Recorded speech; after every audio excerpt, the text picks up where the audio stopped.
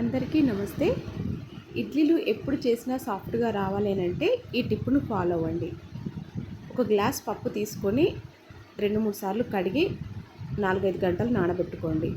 నానిన పప్పుని మిక్సీ పట్టుకొని మనం ఏ గ్లాస్తో అయితే పప్పు తీసుకున్నామో అదే గ్లాస్తో 4 గ్లాసుల ఇడ్లీ రవ్వను తీసుకొని ఈ విధంగా చేతితోటి మంచిగా కలుపుకోండి. స్పూన్తో కంటే చేతితోటే కలుపుకోండి. ఆ తర్వాత నైట్ అంతా దాన్ని ఫర్మెంట్ అవ్వనిద్దాం. నెక్స్ట్ డే మార్నింగ్ చూసారు కదండి పిండి ఎంత మంచిగా పొంగిందో. ఇలా పొంగిన పిండిలో తగినంతగా ఉప్పు వేసుకొని ఒకసారి కలుపుకొని ఇడ్లీ ప్లేట్స్లో పెట్టేసుకుందాం.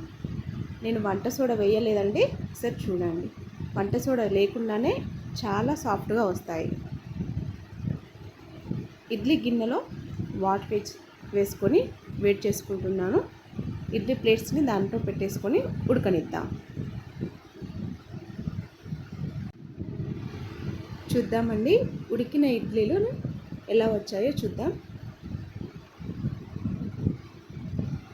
చూసారు కదండి, చాలా సాఫ్ట్గా చాలా బాగా వచ్చాయండి.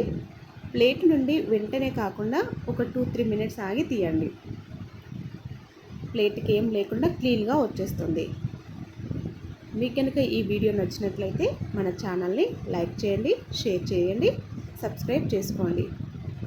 ఉంటానండి.